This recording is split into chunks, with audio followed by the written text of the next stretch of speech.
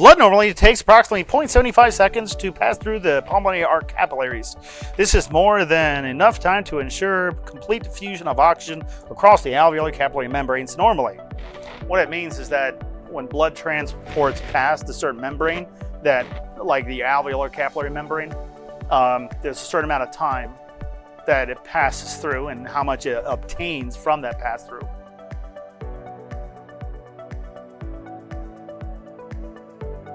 If somebody had a high heart rate, like a very, very high heart rate, but they're only breathing slow, the only way oxygen can come in, like if I just hold my breath like that, oxygen won't readily come in. There's no oxygen coming in, there's no CO2 coming out because I'm holding my breath.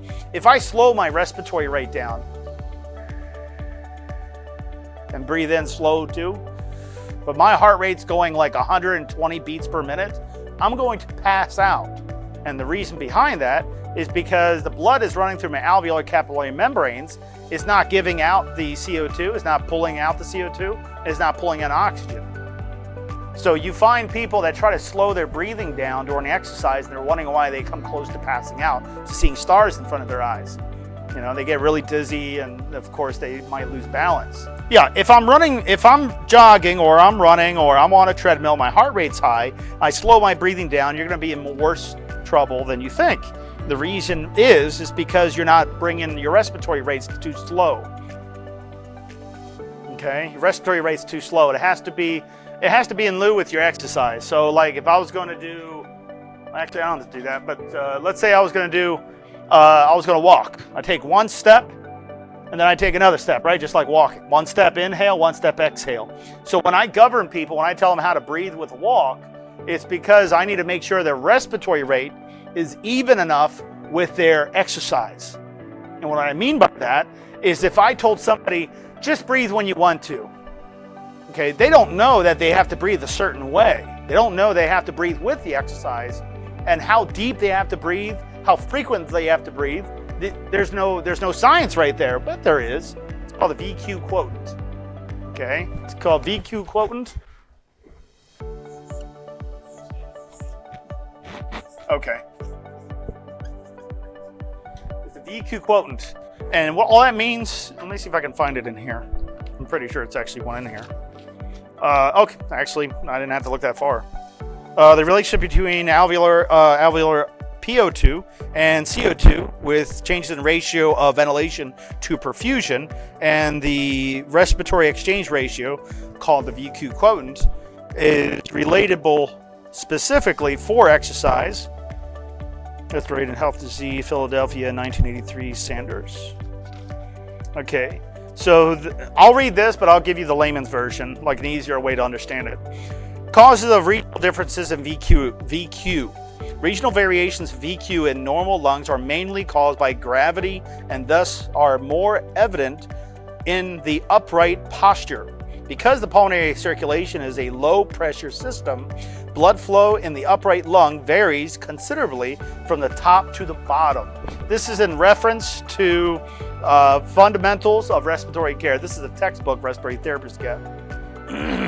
So the venous blood entering areas with VQ ratios of 0 cannot pick up oxygen or unload carbon dioxide. That's because the person is either holding their breath or slowing their respiratory rate too low. I know it might feel unnatural to breathe that fast when you're walking. Inhale, exhale. But literally, if it doesn't feel natural, that means you have been doing it wrong for a long time. That's all that means. If it feels unnatural, it just wasn't ever done. Because anything unnatural is something that you're not used to doing. But that is an actual way of walking and breathing at the same time. Inhale, exhale. Before I even start anybody on pulmonary rehab, we go over the basics in a chair. I'll say, just take, and you guys can do it with me right now if you want to. Just take one step. In your chair, one step. Inhale. Now, how deep do I breathe in? Enough to expand my chest. If I see a chest rise, that's deep enough. If I barely see a chest rise, not deep enough. Inhale. I see the chest rise, go straight to exhale. Then I'll slowly increase the speed. Inhale, exhale, in, out. Well, I'm feeling a little lightheaded because of that. That's because you're not moving. You're not standing up and walking. You're doing it sitting down. That doesn't take a lot of energy, and the VQ quotient will be too high, meaning that the respiratory rate's too high for that type of exercise unless you're actually walking. Then I can use that respiratory rate, and I won't feel lightheaded like that. Inhale, exhale. That's just like that. It's not a problem. Now that type of breathing, what we call a 1:1 ratio, is very good for people that either get out of breath too quickly, or they're about to go upstairs, or they have to go up a hill.